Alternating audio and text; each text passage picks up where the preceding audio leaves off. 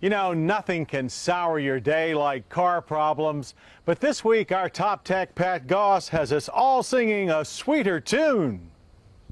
John, lots of folks like to upgrade the sound systems in their car, and it may not be as difficult or as costly as you might think.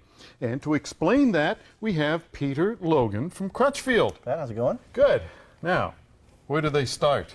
Well, when upgrading the sound system in your car, we usually recommend people start with getting a new radio first. Not the speakers? Not the speakers. Many people think when they turn up the volume, the speakers are distorting. Speakers don't actually distort. They're just reproducing what's being sent to them from the radio. So if it's garbage out of the radio, it's garbage that you hear. Exactly. All right. What are some of the features they should look for in the radio? Some of the features you should look for are high power, as we mentioned. Also look for a detachable face for security. And it's nice if it has a CD changer, so it'll give you the ability of upgrading down the road. All right. Now they're going to install it. What are some of the pitfalls here? What do they need to look for? Well, with most radios, we're going to include some of the stuff you see here. It's important to look for three things. One, you want to make sure that the equipment actually fits in your car. Two, we want to make sure that we have the proper mounting kits and wiring harnesses to integrate it with our vehicle. And three, detailed instructions are pretty important as well. Okay. So the wiring harness, for instance, what we're seeing here would do away with having to cut into the wire harness in the car. Exactly. Absolutely no cutting. And no warranty problems. Then as far as the instructions, your master sheet tells all the tools that are necessary and gives pictures and diagrams and instructions on how to remove things like door panels and dash panels. Very important for completing the installation correctly. Great. But sooner or later, we're going to come down to speakers, right? You're going to have to replace the speakers sooner or later. All right. Tell me about them. What we're looking at here's an example of a factory speaker. Now, it's not a bad speaker, but it does feature a paper woofer. It features a foam surround and something called a whizzer cone to reproduce high frequencies. It doesn't have a lot of crispness and sparkle to it.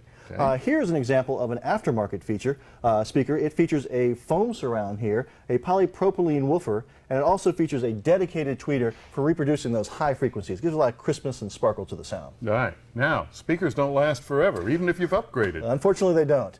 In a car environment, there's heat, there's humidity, there's sunlight, and after a while, even if you replace your speakers, sometimes they end up looking like this. So it's a maintenance issue. Right. All right. Our Ford Focus behind us. What have we done here? Well, what we've done here is give an example. We've actually installed a radio using one of our custom kits in the dash, and you can see that it enhances the appearance of the dash. It fits flush. It doesn't stick out like a sore thumb. We've also removed the door panel to access the speakers in the Ford Focus, and it's really not a big deal. Again, if you have the proper tools and the proper instructions, they come off pretty easily. Read and follow label directions. That's what you're supposed to do. All right. What about this? Well, it is a pretty big thing here. Even if we replaced our radio, even if we replaced our speakers, a lot of systems don't have full frequency sound. They don't have a lot of bass response. Here is a powered enclosure by Bazooka. You pop it in the trunk and it really fills out the sound, gives you good full frequency response. Okay. Well, it isn't all that difficult, and it certainly isn't all that expensive.